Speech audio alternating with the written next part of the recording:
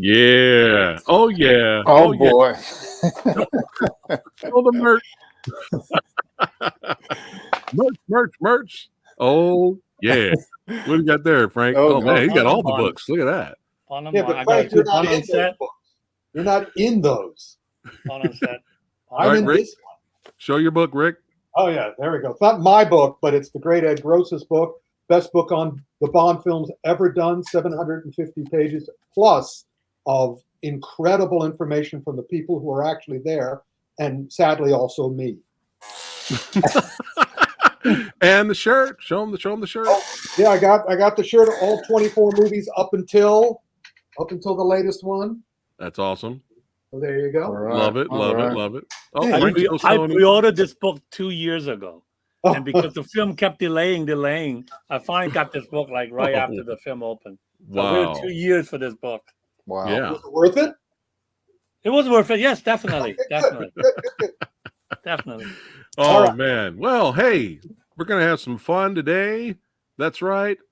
The James Bond experts are here and a casual. That's right. We're hanging out. Just a fan. But yeah, got the legends here. We got Rick Myers. That's right. Kung Fu Santa himself. That's right. Is here with us. And Sir Vincent Lin. Thank you, brother. That's right. He is back again. And the Master Remaster, Frank Jang.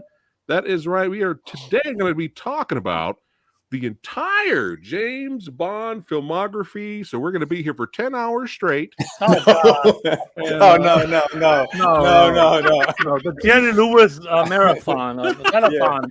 Wait, what do you got there, Rick? Hold that up again. What is that? This was the Warren official authorized magazine of Moonraker, which I was the head writer on. So I got to meet everybody there, including Cubby Broccoli. Awesome. And the Mystery Scene 40th anniversary James Bond issue, which I wrote the secret history of the James Bond films for this magazine. All right. Copy that. All right. We're here to show our love for Mr. Bond. We're going to be talking about the movies. Let's see who's in the house here. The Movie Dojo Army showing up. We got MKF 30 in the house. Brandon, DJ Anubis, Jake Hall, Carlo Coy, Heather, Bob Odin's son. Oh, yeah. They're trickling in to watch us rant and go back in time and have some fun here. But what we're going to do is we're going to start with Dr. No. We're going to go all the way to No Time to Die. And then after that, just for fun, we're going to share our top 10 lists, talk about who our favorite Bond is personally. And I have the voting poll from the public to see who they voted for, which is always fun. And then we're going to have a good time. But before we get started, here's a quick word from our sponsor.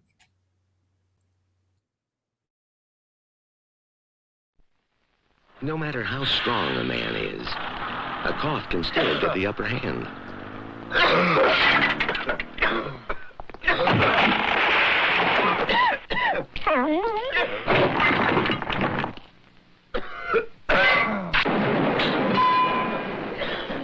But fortunately, there's Vicks Formula 44, the extra strength cough mixture. Effective as codeine, but not narcotic. Extra strength Formula 44 to help control a cough before it goes on a rampage. Yeah. Wow. Forgot about that one. Yeah. I literally came across that today. I was like, what? And I was like, okay, it's hilarious. We got to play that for everybody. That was good.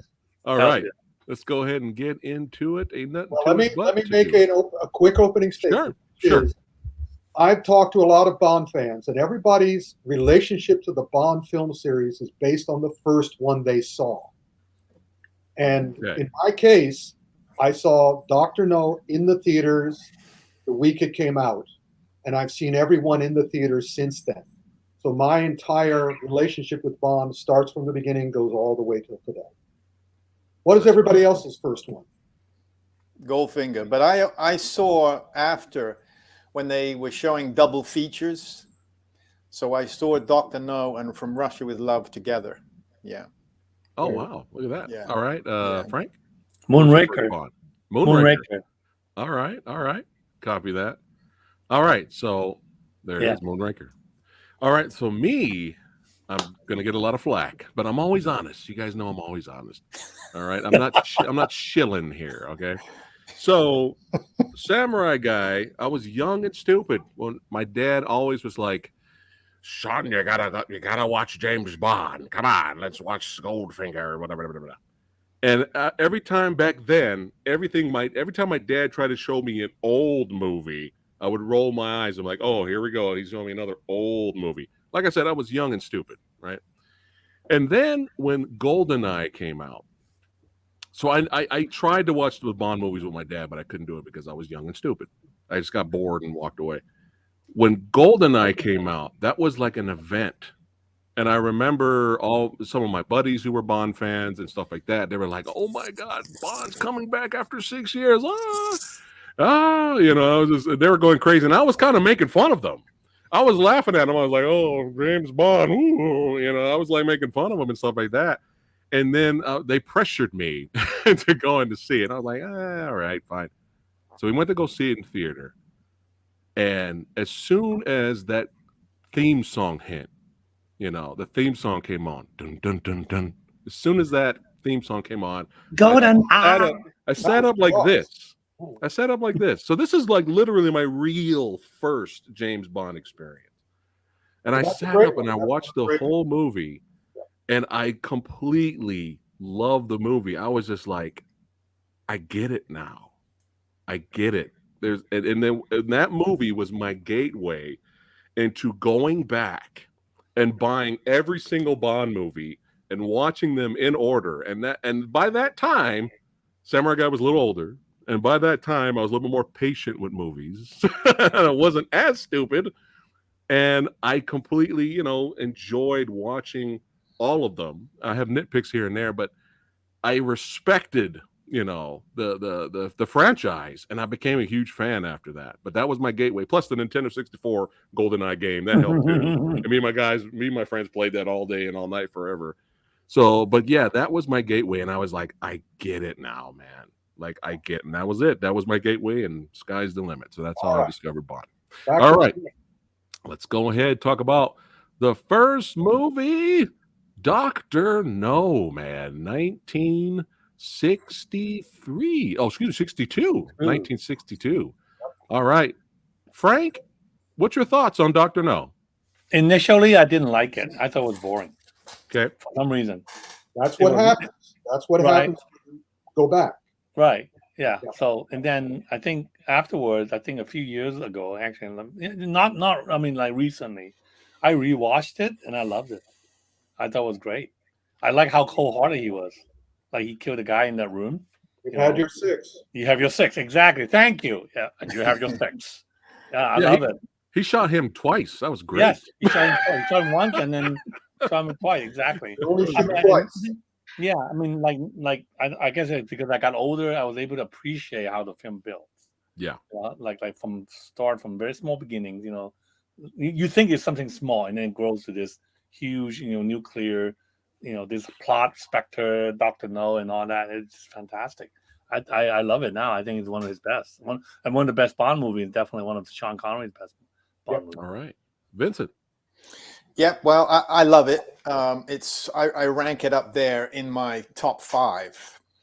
And I think that opening scene, which is what you're playing right now, is probably, I think, one of the greatest scenes of him actually, because that's how he introduces Bond to the world, right? That's right. Saying I'm Bond, James Bond. So I think just that whole scene, how they captured it, just brilliant. So yeah, and also that it was filmed in Jamaica, so I have a love for Jamaica. We had family there.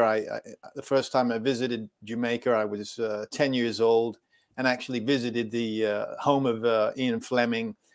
Oh wow! Wow. So big love for Jamaica, big love for Dr. No. Yeah. Nice. No need to say any more. Go ahead, Rick. Well, you have to putting it in context. All of you guys came to it afterwards, long afterwards, after it had its effect. The week I came to it, the week it opened, and I'm telling you, as a person who started watching movies very, very young. I mean, I started watching movies like when I was 4, and I was 9 when I saw Dr. No. It was revelatory and revolutionary. Now it's just old hat. Frank, you went back, thought it was old fashioned. At the time it came out, it was unlike anything that had ever come out.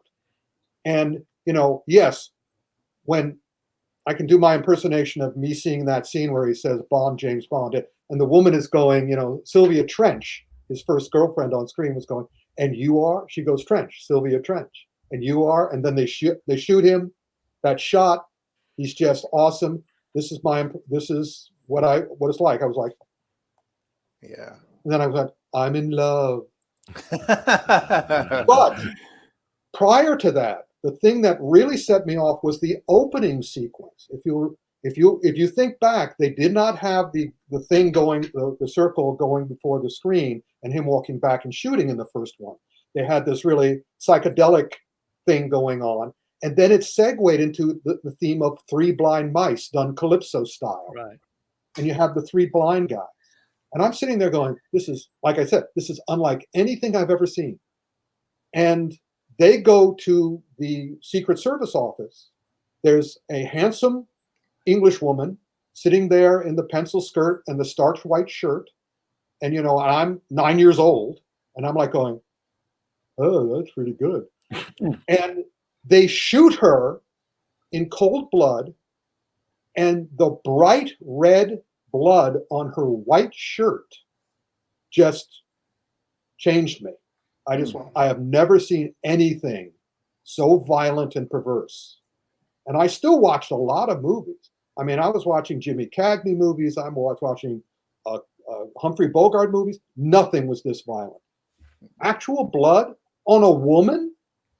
I mean, it's just like unheard of in 1962. And then the rest of the movie goes on. And there's this guy who knows what he's doing. Dr. No shows up, and I'm like, wow, Honey Ryder, you showed the picture of her. It's like, yeah, if I hadn't hit puberty by then, I did that second. I was kind of like, okay. And I left that theater changed. This is what life could be. This is what a hero could be. This is what a movie could be. And I'm telling you guys, there was nothing like it before. Carry on. Wow. One thing. Yeah. My family had relations in that film. Wow. And guess who it is? Have you heard of Byron Lee and the Dragonaires? Yeah. Oh, there you go. They're the ones, the Calypso band, when he was, the woman came up to him and he pulled the film out of the camera. Right. If you remember the band that was playing, Byron Lee and the Dragonaires were, really famous Calypso band from the Caribbean that originated in Jamaica. Wow. But we were related to them. Or to Wow. him. Yeah. And by the way, in that scene, when she takes the flashbulb and crushes against Quarrel's face, and he just smiles at her. Again, I'm going, holy crap. And, Jack Lord is Felix Leiter, later to be Hawaii Five-0, and it's like, this was just an amazing movie. He grabs the guy in the swamp, stabs him in the back in the kidney. Never seen anything like this. I also like how menacing the villain was. And remember the first time we were introduced to Dr. No, we only hear his voice. Yeah. Remember when the doctor went to that room and then you hear sit down. It's like that's like wow. Yeah, just think about it. The tarantula. Yeah. Right. You've had your six. Yeah. Just an amazing. And Dr. No himself was awesome. I don't think they played it out as well as they might have. But that's Joseph Wiseman, one of the great Broadway actors, one of the great actors in theater. Mm-hmm. And he's one of the few guys who plays Asian that's not wildly insulting. Right. Yeah. And also his comments, he says something along the lines of, I had hopes for you, but you're nothing but a crude policeman. Right. Yeah. And it's like, oh, that's such a great movie. Yeah. Yeah, I thought it was fun too. I was really entertained by it.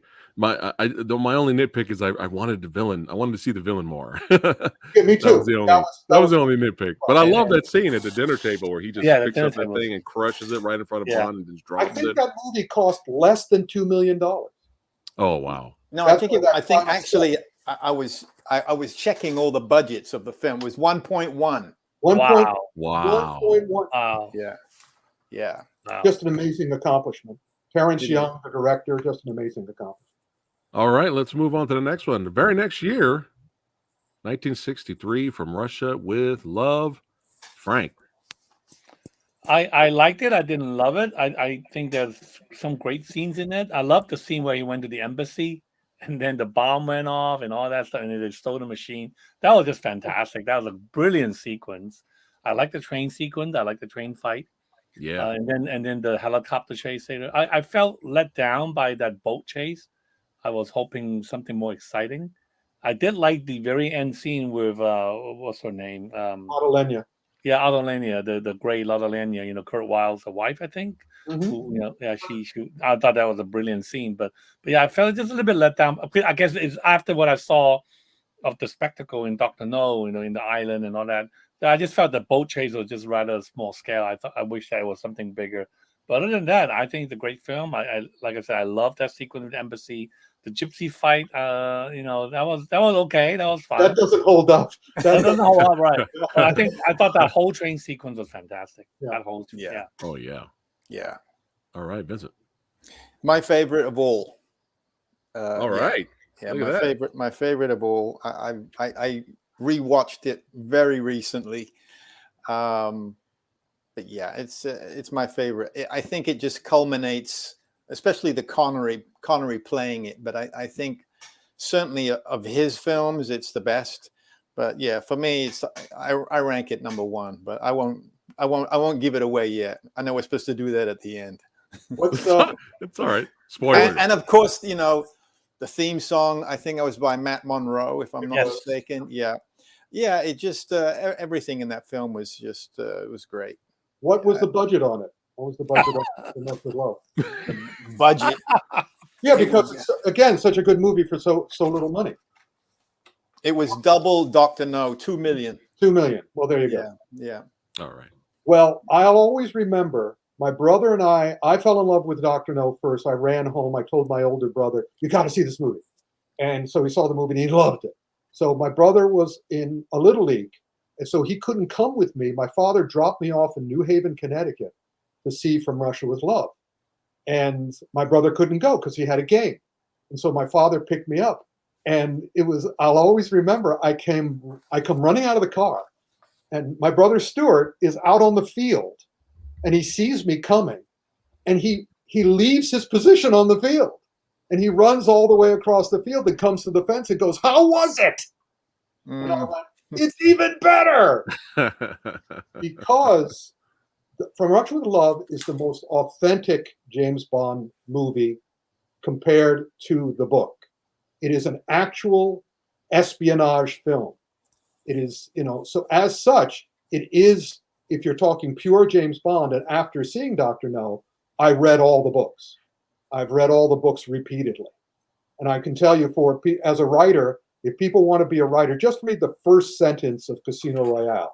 You'll see what writing is all about. I mean, that's an amazing first line. He's describing what it feels like to be in a casino at 3 a.m. And it's just like, you can taste it, you can smell it, you can hear it. Just great. And From Russia with Love, you're right, Frank. They had too many. The climax, the problem with the movie is the climax is on the train. Yeah. The fight on the train with the great Robert Shaw. Right. Is the climax. Right. So at that point, what do? So you have the helicopter, you have the boat, and then you have the fight with the shoe. But the shoe was so memorable, and Lotte Lenya is so good, right, that it carries. And also the fact, I found, Ursula Andress as Honeychild Ryder in Dr. No was pretty good, but this woman I thought was staggeringly beautiful. The girl in From Russia with Love, I just thought, that was just. And also they use that introduction scene when Bond first meets her. He comes into his room and she's in the bed. They have used that in the auditions for every Bond since. They have to prove their romantic thing. They have to do that scene. And well, she was a classic beauty. Oh yeah, she was very much. When you look at Ursula, you see this curvaceous, just like yeah. So it's a little different kind of beauty, right? So the scene, and also the scene with the poster where the spy is, the villain's trying to come out of the poster, and Bond shoots him. and Karim Bey, who died Right. shortly after, Yeah, shortly that's right. before the movie was released. Yeah, He had cancer during the making of this film. Yeah. And that's one of the things that Broccoli was a very kind man, especially to his friends. He was not kind to his enemies, but he knew Karim Bey. They had worked on previous films, and he knew he was dying. So he got him this part so he could pay for his death and his family. And he does it later in You Only Live Twice when Raoul Dahl is having a terrible time because his wife, Patricia Neal, just had a stroke. So he got him to write the screenplay of You Only Live Twice. Of course, Roald Dahl should not write a screenplay for a James Bond movie, but that's the kind of man Cubby Broccoli was, Albert Broccoli, the main producer.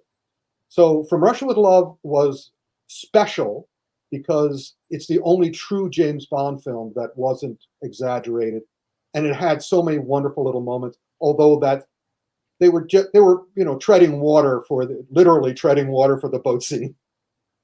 And that fight with Robert Shaw. Did James Bond have a threesome in this movie? Of course he did. With Sylvia Trench. Sylvia Trench is at the beginning of the film. When Bond was still driving his Bentley.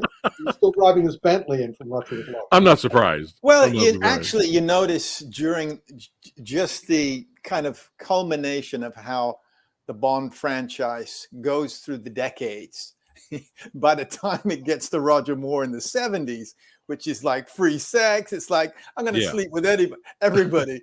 By the time it got to Brosnan, which was, during the AIDS epidemic, right? Everything kind of, cut back. Yeah. That's interesting. Yeah. And also that fight was revolutionary for its time. It's nothing now. It's very little now. But at the time, it was, again, unlike anything I'd ever seen. Yeah, I really enjoy this one too.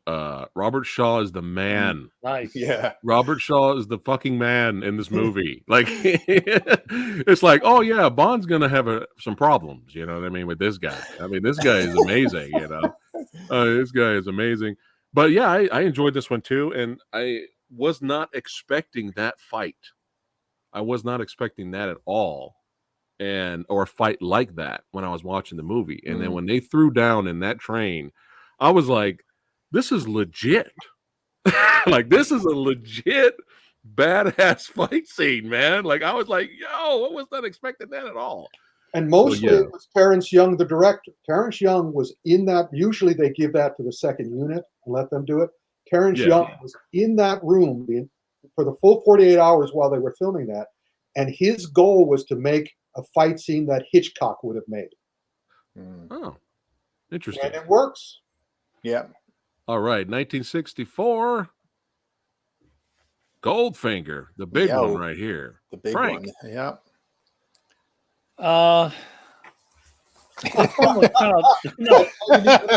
That's all you need to say. No. This one was tough for me because I know a lot of people loved it. And I liked it. I really liked it, but there are things that still kind of irks me a little.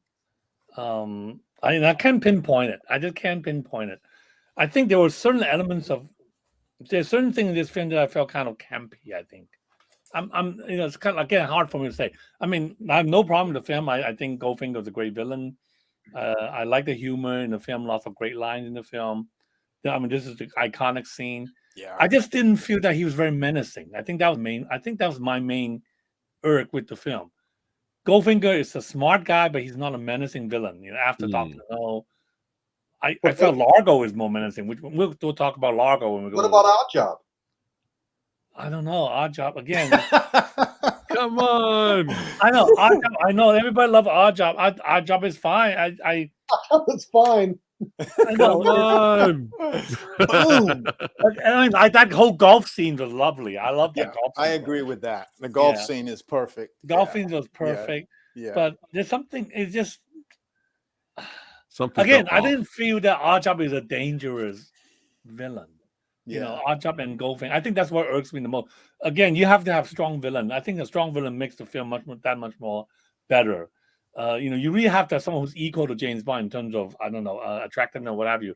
When the villain is not as good as James Bond, that irks me. You know what I mean? I mean, I don't care. I mean, the film is fine. Yeah. It's just like I said, Goldfinger is more like a con man to me.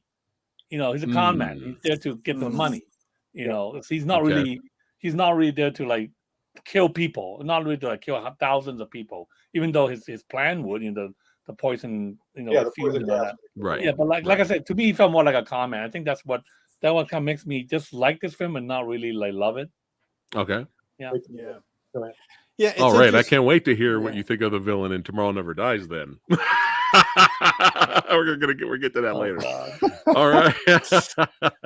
And of course, this was fun. Yeah. This was fun. Yes. I mean, come on, this is great. Oh yeah. But she was badass though. Yeah. That's she the was point. That's on a Blackman. On a Blackman. Yeah. On a Blackman. Yeah. All right, Vincent Goldfinger. Yeah, I've gone back and forth on this over the years. It's interesting with this film. So many reviews have it as being the #1 Bond film of all time. Right. I mean, it's countless reviews. You always see Goldfinger as the #1, which is interesting. I don't put it there, but yeah, I've gone back and forth. There's certain things I love about it. Of course, Goldfinger, the theme song, Shirley Bassey is one of the greatest, and she did a number of Bond soundtracks, right? But yeah, I go back and forth on this film. So things I love about it, and there's things I just find to be a little hokey and campy. Exactly, So, campy. Yeah. Well, you'll be happy to know, gentlemen, that Sean Connery agrees with you. Okay, well that's good. Yeah. See what happened. This was the beginning of Bond mania, and Sean Connery did not understand. He did not like this script. He said, "These are little people. Why am I having a fight with this fat guy? I would beat him in a second." And also, if you look at this movie, and again, Daniel Craig keeps on doing homages to the previous Bond films. Yeah. In Skyfall, he does an homage to Goldfinger. In that, if you watch Goldfinger again, you'll notice that Bond essentially fails at everything. He doesn't really accomplish anything.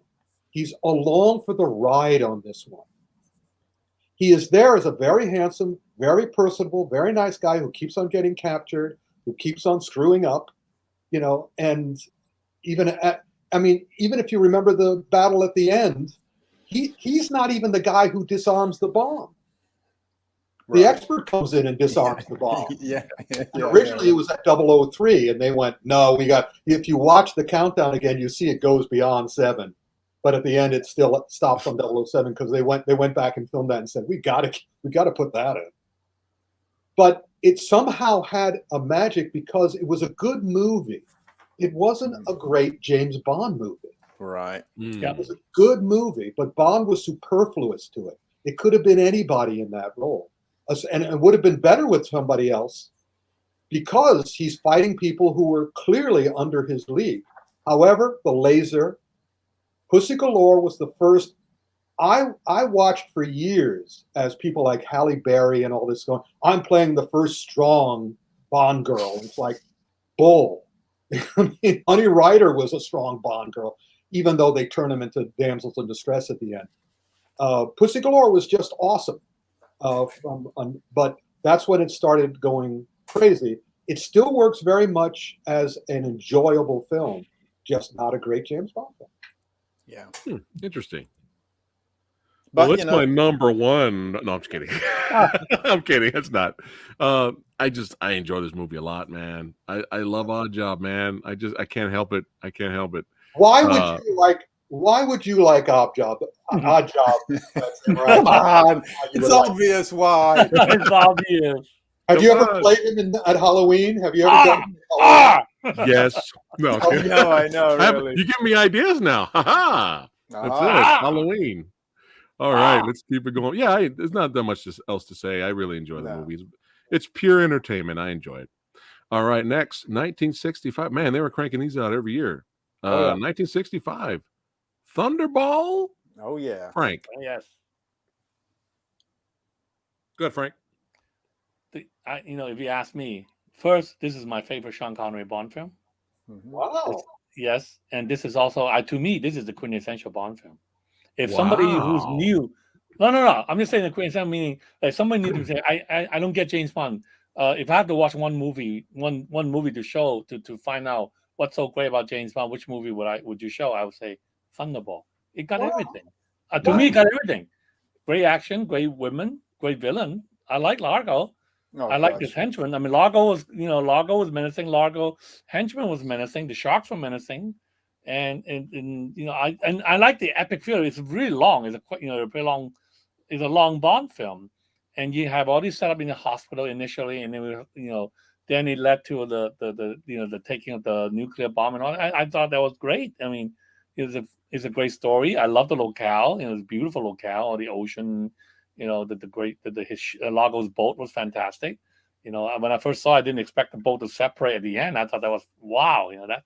That was cool. And to me, I think the main reason was because, like, unlike Goldfinger, Connery's Bond in his film, he was the lead. He was in charge. He was leading the whole mission. He's the one that's getting things going. He's the one that taking initiative. He's going after the girls, he's going after Largo and all that. To me, that's like, yeah. I really love this film. I think this Nice. All right. this is a great film. Surprise. Cool. All right, Vincent. Yeah, I mean, I gotta agree with Frank there. I mean, it is a great film, though there are some serious editing issues with the underwater sequences. You'll notice it, and it's so obvious. One moment he's wearing a blue mask, and it's a black mask, and it's a blue mask. It's like yeah, but and also, when you go from the budgets of the film, like 1 million for Dr. No, 2 million from Russia with Love, 3 million for Goldfinger, this jumped to nearly 7 million. So the budget was really big. For that time, it was unheard of. And considering it's been one of the most successful Bond movies ever. It made like 142 million then. And it wasn't until Spy Who Loved Me came out that it surpassed it. So yeah, it's been one of the most successful to date. So yeah. Nice. All Go right, ahead, Rick.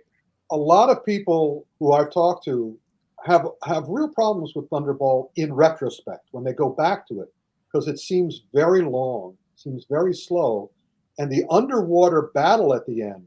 I mean, how are you going to kill a final battle scene? Put it underwater. You can't. They tried so hard to speed it up in some way, but they really couldn't. Although they gave Bond that little motorized tank. Yeah. But even so, people now when I first saw it, I was already sort of like going, yeah, it's getting a little top heavy here. It's getting a little top heavy. They're trying too hard. Terrence Young, who did the first two, came back for this one, and it was his last one because he said, this has gotten way too big for me. And it's sort of like, it was showing all of that. They were trying too hard. However, it was important for me, unfortunately it was ruined later. This was the first real glimpse at the organization of Spectre. Yes. From Russia with Love, you saw number one, played by the wonderful Anthony Dawson, who played the guy who Bond shot in Dr. No. You had your six. And I wish they hadn't used him at that part, because I think he would have been the best Blofeld. But in any case, this was long. It was exciting, but not as exciting as I was hoping. I still thought it was very rich and flavorful and fun. I felt the same way Sean Connery did at the end, because he didn't get to kill Largo. The abused mistress killed Largo. And the look on Sean Connery's face, a look on Bond's face, was sort of reflecting how Connery was feeling, which is, what, you killed him? Come on. Can I do something around here? And also I intrinsically knew that things were going awry behind the scenes. Sean Connery, like you said, they're doing one a year. And Sean Connery is not getting respect from the producers. And he's doing his all. He's getting tired. Yeah. And he feels like he's no longer feels like he's acting anymore. He feels like he's on some kind of machine. So, right. And I think that I kind of I certainly feel that now. At the time, I was just going, "Ooh, more James Bond, yay!" And I love the opening because on Life, the rocket pack, and the opening that Life magazine did a big thing about the opening and his funeral. James Bond is dead. They have the JB on the coffin. Of course, it didn't turn out to be him, but they're going to get to that in the next one. So yeah, a transitional film, and it all falls apart on the next one.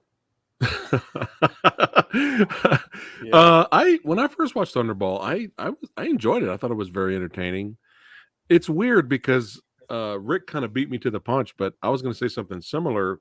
A lot of people that I talked to had said this pretty much the same thing. They're like, "This movie's so boring."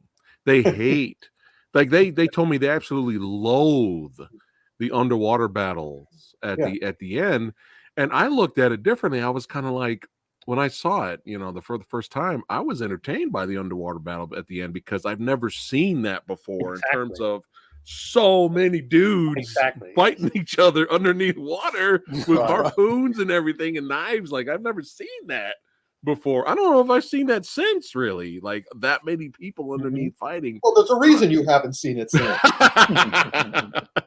Because it's boring. Okay. They didn't even like it. The filmmakers were even like in the editing room. What the hell can we do?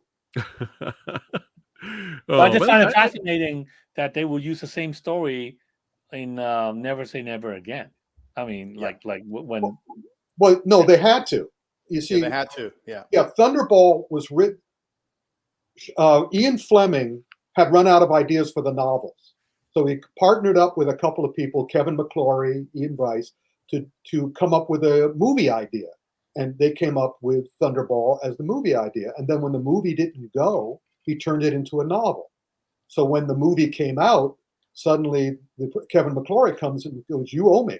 And so Kevin McClory is on this movie as a producer, but also in order to keep him from holding them up forever, because this is the first official Spectre thing. That's why Spectre was in court for so long. Yeah. They also said, "You have the rights to this story for the next 18 years.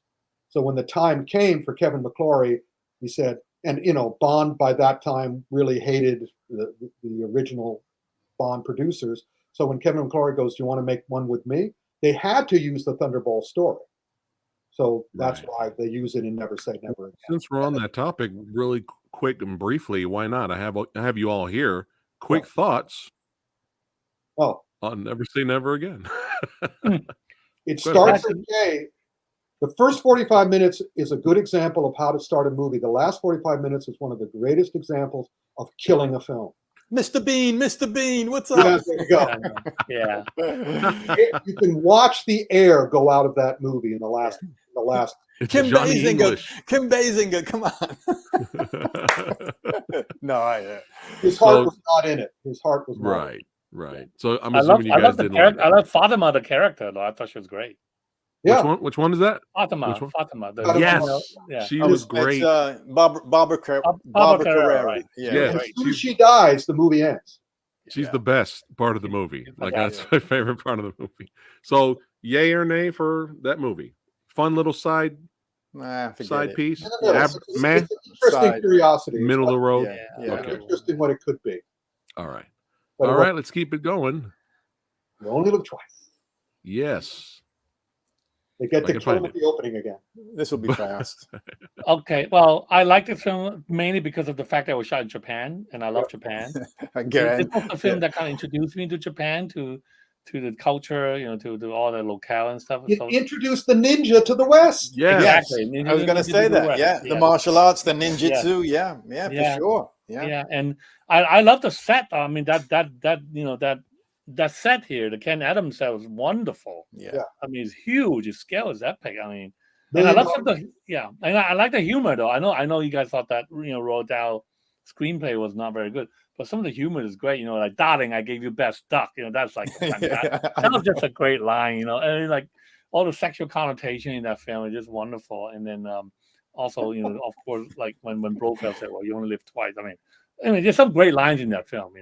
And this fight scene with the Rock's, is it grandfather? Yeah, right? Rock's the Rock's grandfather? Rocky Yeah. Mountain also co-choreographed it. Yeah, that's one of the. I think that's one of the best fight scenes in the Bond film too. Yeah, that's Yeah, a wonderful. Bond uses a couch as a battering ram. Right. Yeah. Oh, yeah. That was a great scene. That's amazing. That But was a great scene. there's some funny moment in the film, like after he Yeah. met the guy from Saito, that company, and then he just said, "Kill him!"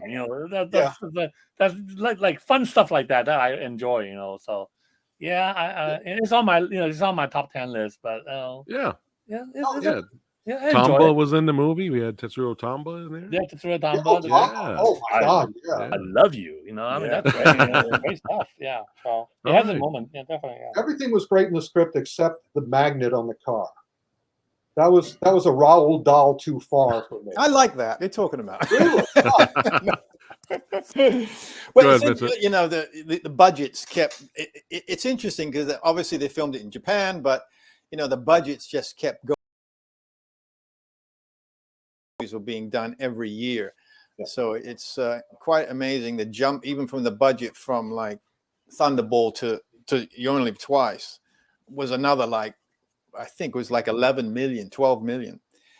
So yeah, the budgets were going up, and you can see that. I actually liked. A lot of people thought Donald Pleasance was a terrible Blofeld. Who? I liked him actually. I thought he He's was the best. Rick. He's the best Blofeld. He's a great Blofeld. He I- doesn't blink. He I- doesn't blink the whole movie. I liked him as a Blofeld. Yeah. Me I too. want to know who said Certainly he's better than the horrible. person they originally cast. Who did they originally? They originally go back and look it up. Original Blofeld in You Only Live Twice. It was a Dutch actor. Hmm. You want to know how bad he was? He's a dead ringer for me. Well, did you like Donald Pleasance? No, this is didn't. the original actor. The guy, they had to replace him at the last second. That's why they rushed to get Donald Pleasance. Donald Pleasance was the only guy they could get. And my only issue with Donald Pleasance, I love him as an actor. But again, I was expecting Blofeld to be larger than life, not this little, Quasimodo type of guy. But he certainly was better than the original guy, who was a Danish actor who looked like Santa Claus. And I could not believe that they cast him. Well, they didn't. He didn't get it. They were the producers were at war with each other, and Saltzman, and Connery was miserable. He was. Yeah, that I've read. Yeah. It was a nightmare for him to film in Japan. The Japanese press would not leave him alone. Yeah. And so the movie, but I love everything except the magnet. And also when they dressed him up to be Japanese, that was kind of bad. ridiculous. That was pretty lame. That was terrible. That was really bad. But the Japanese actors, Tamba, the two Japanese actresses were awesome. It'd be kind of like if they try to make me look like Rick Myers. It's like, come on. So that would be a terrible way. A ninja poisoning. Frank, man, you're not laughing, Frank. Oh boy, next. And also, I also love the opening sequence, the Hong Kong sequence. That was wonderful. Yeah. Oh yeah, very good. Yeah. Well, the movie, again, I found it to be entertaining, man. I mean, the whole finale is an action spectacle. I mean, you got me at ninjas. Yeah. When you said ninjas, I'm there. I'm there. And in my opinion, this is just my opinion. It doesn't matter. Every other Blofeld after Donald Pleasance sucks. Even and it's Telly unmemorable. Unmemorable. Everyone. Even Telly Savalas? Yeah, Yes. we don't agree with you. It's fine. I like Telly, but I don't remember. I remember this. This is Nightmare Fuel. Yeah. This is Nightmare Fuel. I don't remember, Telly Savalas. He's too smooth, man. He's too smooth. It's all good. That's just me. All right. If Telly was first, I think that would have made it different. Yeah. That's true. All right. Rick's favorite? It's a great movie, but we'll get to my problem. Okay. All right, Frank. Thoughts on Her Majesty's Secret Service? This is on very high on my list of the top 10. All right. Yeah, I think it is hugely underrated. I like how different it was. It was different. You have a different James Bond for one thing.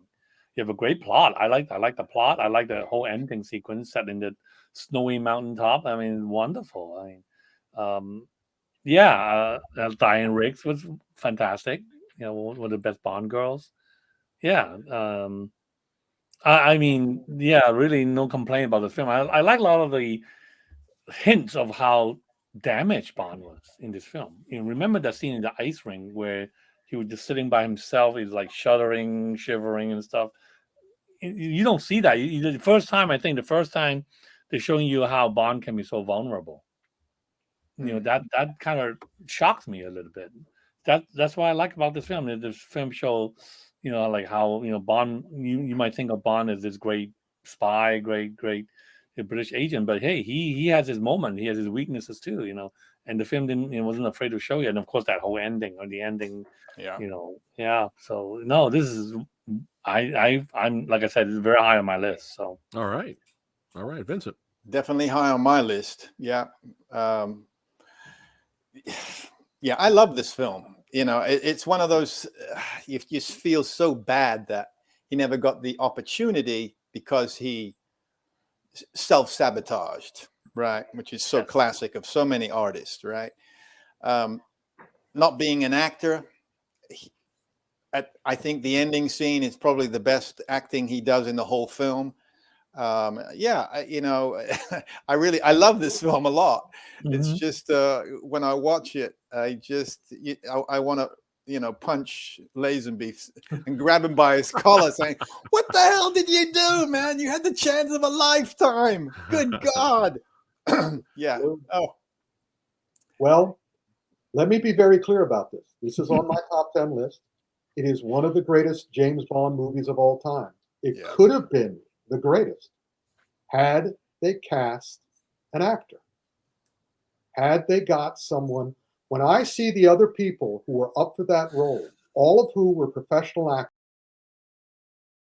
seen some of the clips of their auditions, to cast a callow, shallow, not at that time talented actor in this film, it's like it has a hollow center. I always say it's the best James Bond movie ever without James Bond in it. And it's still heartbreaking. I will always remember going to the theater to see this. I was so excited about a new James Bond. And as soon as he shows up, I just sort of, there's a famous story, you know, there's a very famous detective character called Mike Hammer, Mickey Spillane's Mike Hammer. And they've been always wanting to make a movie of him. And they finally make a movie of My Gun is Quick, which is a great book. And everybody is so excited about going to see it. And it was a famous story that when they showed it for the very first time in New York, and they set it up where, you know, you don't see Mike Hammer. Mike Hammer is running up the stairs, and he's going up to the apartment, and he comes into the apartment, the door opens, and then and there was a loud guy from Brooklyn in the audience goes, "That's Mike Hammer?" That's the way I felt when I saw George Lazenby with his lopsided face and his, you know, to my mind, they said, why did they get this Australian stand-in? Where's Sean Connery? Why did they get this stand-in to do all his scenes? And then, you've got to, and I agree, but you also got to give it to Lazenby that he was that cocky and arrogant and sure of himself that he got the part, you know. And obviously, from everything I've read, they chose him because of his physicality and how good he was at doing the action. Yes. That's what they say. But at the same time, the producers were at war with each other, and basically they said, "Oh, just give it to anybody at this point." They didn't care, and so what's his name took over, the director, who also blew his career by casting this guy. Yeah, because the movie, still, no matter what, the film holds well together, even though, it really does. Yeah, but he doesn't hold well together. What can we do? Vincent, do you think he had potential? Yeah, I do. I think, of course he did. I no doubt he would have done better. But unfortunately, his arrogance and ego wouldn't have allowed him to get any better. So there you go. Yeah. It's funny because when I went to Dragon Fest several years ago as a convention, martial arts convention and stuff, I walked in. As soon as I walked in, George Lazenby walked out. And I was like, that wasn't George Lazenby, was it? And then I walked around and I asked the guy who was hosting the thing. He's like, oh yeah, he came in and walked around a little bit and he left. And I was like, what the hell? I was like, oh man, I would have said hi just for fun. Yeah, so this was a grower on me. When I first saw this, I didn't really like it. I was a little confused. I was like, okay, you're introducing some new guy, but yet you're referencing Sean Connery. What is going on? There's even that scene where he's at he's in the office and he's looking at items from the previous movies. They're playing the theme song from Dr. No, the Honey Rider coming out of the water song. And I'm like, and he's all like reminiscing. I'm like, are you James Bond or not?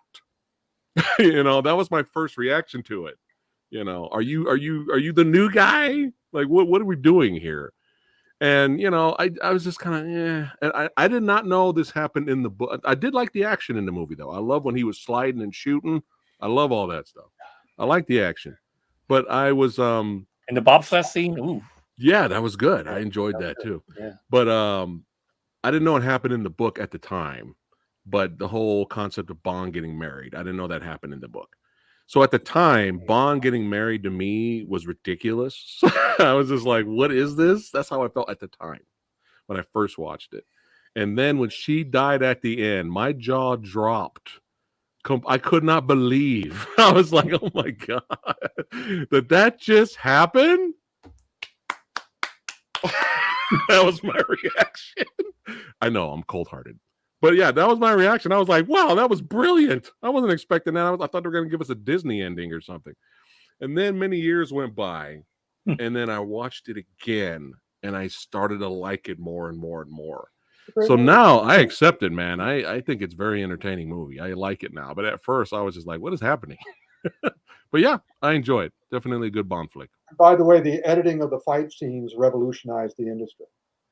Oh, they're still doing that kind of editing on fight scenes thanks to that. All right, copy that. All right, next. Lazenby's gone, so they panicked and went back to Connery, as I see here. All right, Diamonds Are Forever. My first and only Connery. Well, this was my introduction to Sean Connery, because I was the theater that I went to see Octopussy was doing double features.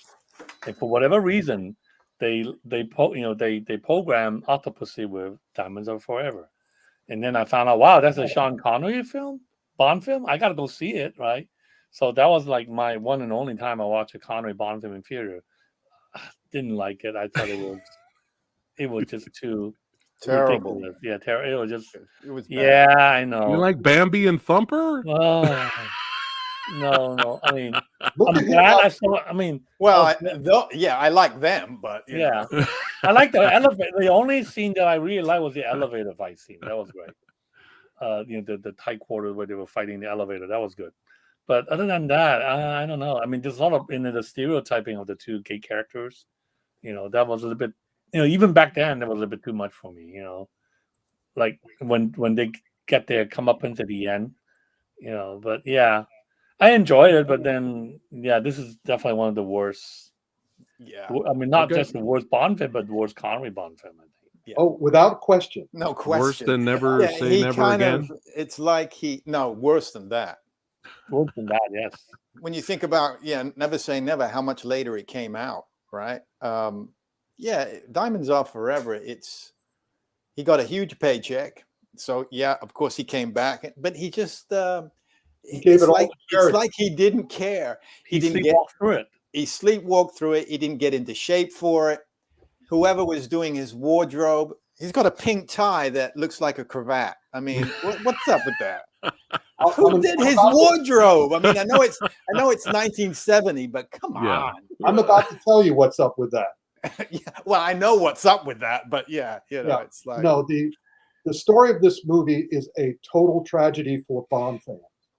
It's terrible. I was excited that Connery was coming back because he would set things right. He would get revenge for Tracy. He comes back 20 pounds overweight. His wig is bad. The first scene you see him in is, not the first scene. Well, he's in that terrible outfit, dumpy outfit the first time you do see him. Later, when he's with them, he is wearing a rolled turtleneck and a tweed jacket that's too short. And even by then, I knew that when that kind of costuming and lighting and makeup makes the actor look bad, that usually means that the crew hates the actor. But in this case, I even then figured there was more to it. And I've been doing research on it ever since. And by this time, what year was this? 70. 71. So I hadn't 70. all the guys 71. 71. Years later, 71, yeah. when I went to Pinewood Studios, went on the 007 stage, I was on, the set of Superman in 79. I met all these guys who worked on it, and I asked them specifically, what the F happened here? And they said, the producers had treated Sean Connery terribly. Sean Connery would have stayed for On Her Majesty's Secret Service if they made him a partner, the way they would ultimately make Daniel Craig a partner. But they said, no way, you're just an actor. We can replace you. And so Connery left. So when they had to come crawling back to Connery to save the series, Connery said, okay, now I have all the power. And he doesn't tell them this, but it's obvious to all the crew members who worked with him on this thing that he decided that he was going to perform aversion therapy on the audience. He was going to cut his identification with James Bond. And he was going to do it by looking bad, acting bad, being a bastard. I mean, he's an arrogant, selfish bastard throughout this movie in terrible outfits who slaughters two gay guys at the end. It's kind of a shame because when you think, right, it's like they brought back Guy Hamilton to direct him from Goldfinger. Yeah. Again, so, Sean Connery did, because having worked with him on Goldfinger, he knew that Guy Hamilton would cave. Yeah, that's a shame. To his wishes. Because Guy Hamilton, again, you mentioned that he got a big paycheck, which he gave every cent to charity. That's right. Yeah, he did. He just wanted to get money from them. Yeah. He didn't want it for himself. He wanted to make them pay for how they treated him. Yeah. Which he said in many interviews. Yeah. About broccoli. Yeah. But for Bond fans who weren't aware of this kind of adversarial relationship, On Her Majesty's Secret Service was great, but Diamonds Are Forever was a travesty and a tragedy to me. Yeah. It's the worst James Bond film with James Bond in it. Worse than Die Another Day? Yeah, because... Are you sure? We'll get to Die Another Day. Okay. The Batman and Robin of the series? Okay. Right. Okay. Yeah. So it's James Bond's back, and it's a wacky adventure. We're getting wacky. This is literally the only thing. Every time I think about this movie, this is the only fight. That's the only thing I instantly forget what I've just watched, except for the fight. Yeah. That's all I forget. I honestly don't even remember it now. I can't really even talk about it. So there you go. That's my assessment of the movie. Probably the only other memorable thing is the car chase scene where he's in the Ford Mach 1. Oh yeah. Okay. Yeah. Okay. That and yeah. I like Plenty O'Toole. Yeah, of course. That's a bonus. Named after your father, perhaps? Yeah. I'm Plenty. Of course you are. All right. Next one. Oof. Oh, yeah, here we go. Oh. All right. Live and Let Die. We're restarting again. We're starting over. Rebooting it, kind of. The only thing I like about the film, the only thing I like about the film was the theme song. I was going to say that the song. Yeah. The song is one of the best. But that whole film, I don't know. It's almost like the delivery shot it in a way that looks cheap. Yep. Was it to imitate a blaxploitation film? Is that why they shot it like the way that? That's what was popular around that time, right? So the way they shot it is just like a blaxploitation film, and it makes it look cheap. And I don't know. I just this was one of my least favorite Bond. I hardly rewatch this film. So Yeah. yeah, that's This all I was can a say rough about that. Yeah. Well, they started keeping the budgets down on this, the one previous, and the next few. I mean, much less than back when they did Live and Let Die. I mean, not Live and Let Die, but You Don't Live Twice. You Only Live Twice. Yeah. The budgets had come way down. So Here's What did you guys think of Roger Moore when you first saw him? the way they introduced him was shameful. yeah, it was like seeing the Saint. Yeah, exactly. But Yeah. worse. He was a callow saint. Even the saint was a real hero. The James Bond they portrayed at the beginning of this film is a callow a-hole. Yeah. But let me just tell you the secret of the next 2 Bond films. Well, they go down. Well, no, the next one is one of the worst, but the one after that is the best Roger Moore ever. Yeah. Right. Yeah, that's Yeah. correct. Yeah. Yeah. But Yeah. here's Yeah. the deal. The reason why is that this one and the next one were still produced by the 2 producers who were still warring with each other, who throughout the production of both movies were trying to undercut each other. The Spy Who Loved Me was the first film that Broccoli produced on his own. Yeah. And he bought out Saltzman. So that goes a long way in explaining, but it still is just a crying shame that they felt the need to try to make us laugh at James Bond. We weren't laughing with him anymore. We were laughing at him. Yeah. Mm. Yeah, I mean, this one, and of course the next one, Man Oh, with the the next- Golden. It's not even bother. There's no need to even need to talk about it. Okay. Remember, Just jump to Spy Who Loved Me. I mean, come on already. you can always gauge how the producers feel about James Bond by how M feels about James Bond in the film. In Diamonds Are Forever, M was an adversary of James Bond. In this one, he's an adversary of James Bond. Bond has a girl in the closet when M comes over, and he makes him a cup of coffee.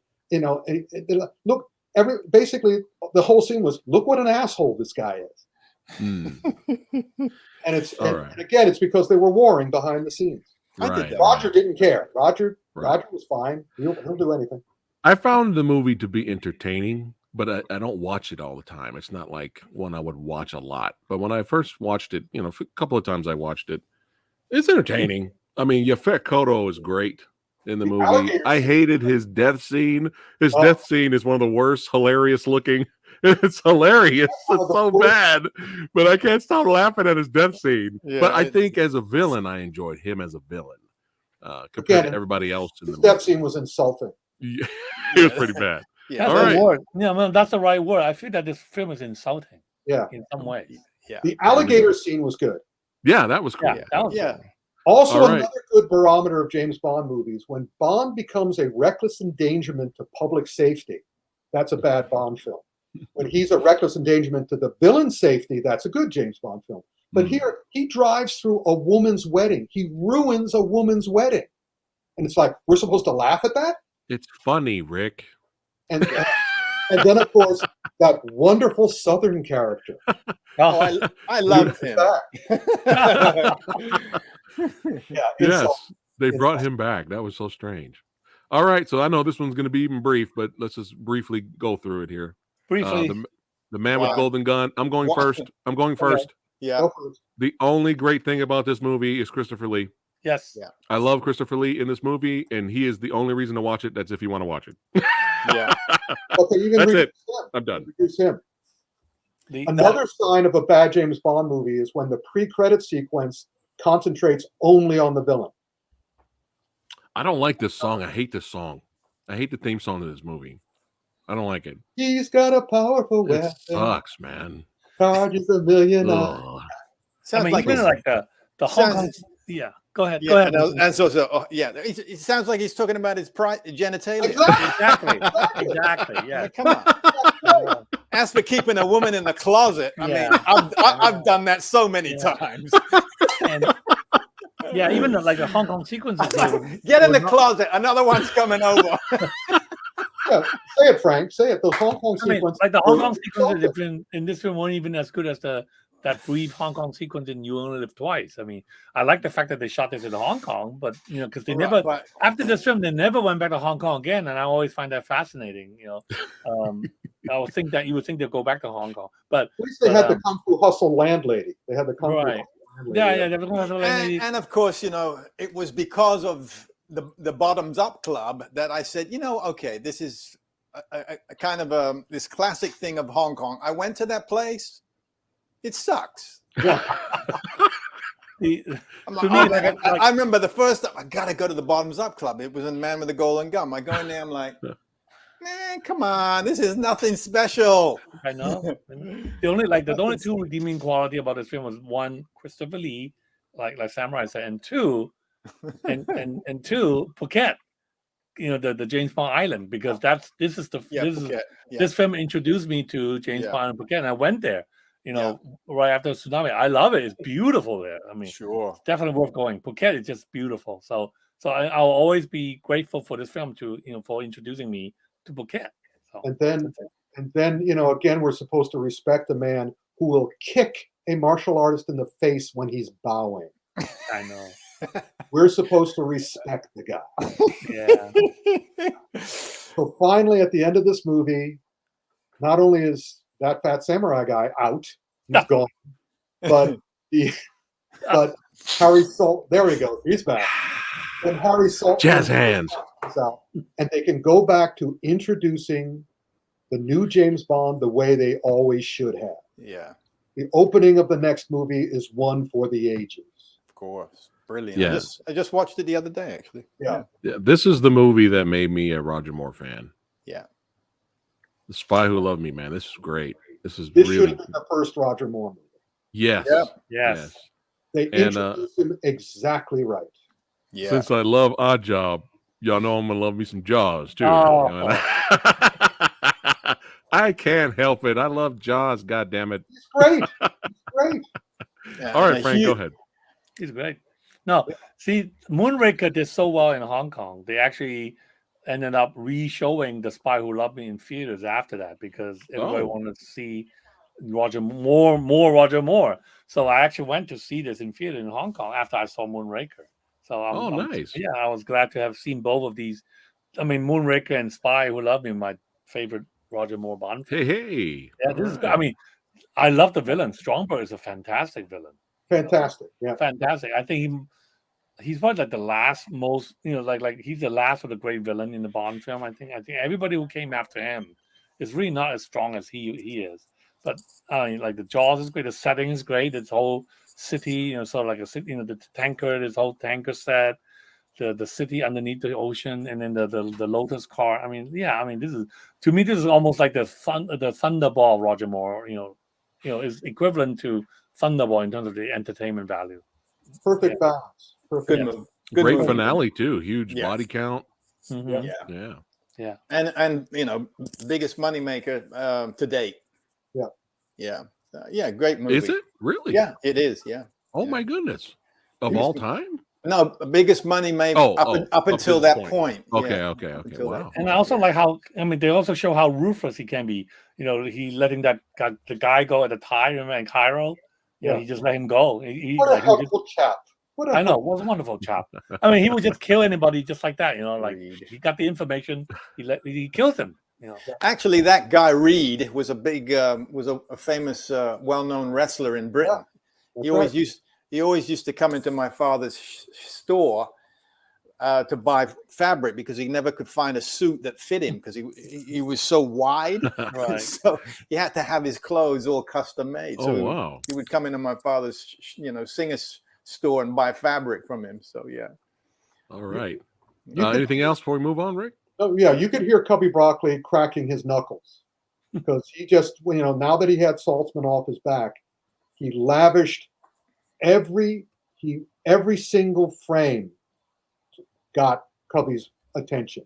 That's why everything in this movie, the theme song, the opening credits, the way Moore is portrayed, the way how sumptuous the whole thing, all the Egyptian scenes, the balance of wit and legitimate action sequences you compare Bond defusing the bomb in this movie to Bond defusing the bomb in Octopussy. Yeah. And you can see the difference. In this one, he's a hero. This is the most heroic the Roger Moore Bond has ever been and will ever be. Yeah. And by the time we get to Octopussy, they make him a clown. Yeah. Literally. And I love that line. Remember, like the guy said, "Have you ever defused a bomb before?" And he just said, "That's the first time for everything." I mean, that's a great line. I mean, he's just a real. This is his James Bond, and as such, it was good. Yeah. All right. Yeah. All right. So before I actually watched Moonraker for the first time, I remember a lot of people told me this is one of the worst Bond films in the history of Bond movies. No way. And Star Wars was a big thing. It was popular. So, hey, let's go sci-fi, right? Yeah. Yeah. So they were like, it's so bad. They even make Jaws a good guy because the kids loved him in the last movie and he's a good guy now. And there's a love interest and all this stuff. And I was just like, what is happening? So I went in with like zero expectation, expecting to watch a piece of garbage. I couldn't stop smiling watching this movie, man. Like it's entertaining. It's entertaining, even if people consider it schlock. I don't know. I don't know. I just had fun with it. Even Jaws being a good guy, I didn't mind him getting a love interest. Hey, she was hot, man. So, but anyway, like, I don't know. Like, it's Good ridiculous. They're in space shooting lasers at each other. I get it. But I don't know, man. I enjoyed it. It's entertaining. Everybody's got their guilty pleasures. What did you guys think of Moonraker?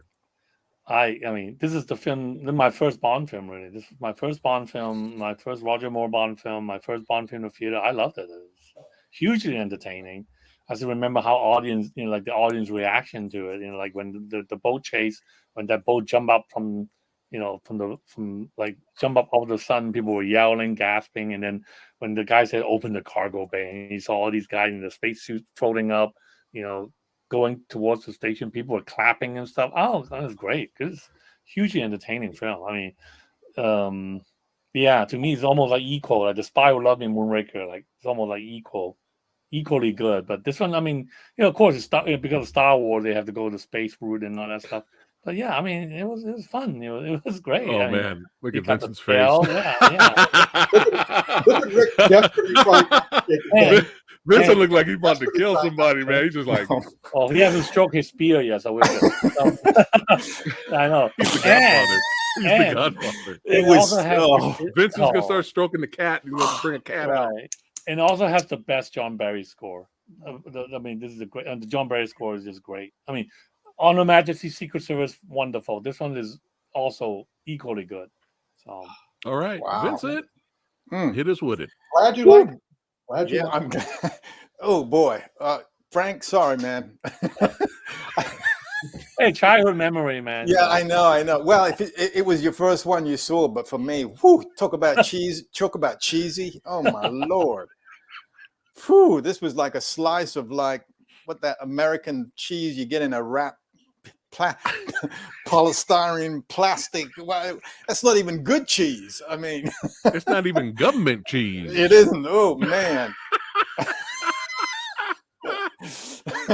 Oh boy. And as soon as they're in space and those lasers start firing, Yeah. I just lost it at that. The sound, especially because it did come out around the same time as Star Wars. 79. So, right. So when you saw Star Wars, we were blown away, right? And then so if you saw Star Wars first and then you saw Yikes, I Moonraker, know. oh man, you were throwing up. Yeah. Either way, it was bad. It was bad on the heart. Now remember, James Bond fans have been arguing for years. What is the worst moment in a James Bond film? And a bunch of people who did the studies, it's between Mr. Big exploding and the pigeon doing a double. Yeah. Yes. Yes. Oh, that's right. Now, And of course they took the. Remember the ringtone when he goes into that. That one I could tolerate. Yeah, that one I could tolerate. They did the yeah. Close Encounters. But that makes sense. That wasn't wildly out of place. But I was on the set. I asked Cubby Broccoli. I was saying the double take. Look, I don't mind humor from within the film. So the Close Encounters theme makes a certain amount of sense. A scientist might find that funny that he would do code. But the double taking pigeon, Cubby, the double taking pigeon, and he just looked at me like he was the host of the party, which he was, and he just said, "I found it funny." Big I budget can't argue with too. that. I can't argue with that if you found it funny. But Oh it my was for God. me. I agree with Vincent. It was a But it, you know, egregious disappointment. big budget, but it made a boatload of money for him. Mm-hmm. I Yeah, mean, it was Jesus. colorful, but Yeah. and that's more power to him. Yeah. But it was a lost opportunity. For me. Next. I'm gonna go with the pigeon being the worst. being the worst. Yeah. Yeah, but you got to Then give the it that opening sequence, though. That opening sequence in the midair was pretty good, right? I mean, It was okay. It was okay. It's okay. I All mean, right. they worked very hard on it. It doesn't compare to, for me, The Spy Who Loves Me. And All right. also, there was a whole sequence that they cut out. Originally, that scene was going to end with Jaws falling through a big top and becoming part and into the net and with the whole family there. But they said, no, this is getting. So they just did a weird little animation which went into the opening, yeah. credit sequence. Yeah. All right. Another one of my favorites, believe it or not. I really enjoyed this one a lot. For Your Eyes Only, I really liked. That's the second best one. Yeah, this one's really good. Yeah. I really love the Bond girl in her. She kicks ass. And some great action set pieces, man. And Bond was different in this one. He was kind of actually, you can tell he actually cares about the Bond girl. It's very, very different. You know what I mean? Like he actually has feelings and he cares about her well-being. In a fatherly way. Yeah, in a fatherly way. He even turns down the other girl. When do you ever see Bond turning down a girl? The young one, the young blonde one. He was just like, go to bed, child. You know, that was a little weak for me. The second girl was a little weak. Yeah.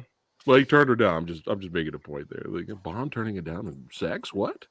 But I really enjoyed this one. My only nitpick, the score.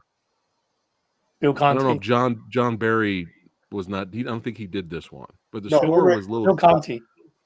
Yeah, Bill Conti. He was great. Did the Rocky movies, but it just felt this one was a little disco-y. It was something off about that's because Bill Conti couldn't care less about this, and he recycled other things he's written for other movies in this movie. Oh, virtually everything he wrote for this movie he had already written for another film. Good theme song though. Gina Easton. Yeah. Gina Easton, beautiful. Yeah. Yeah, I really enjoyed this one. Frank? Yeah, I know in some countries that original poster they had to cut below her buttock. Right. Yeah.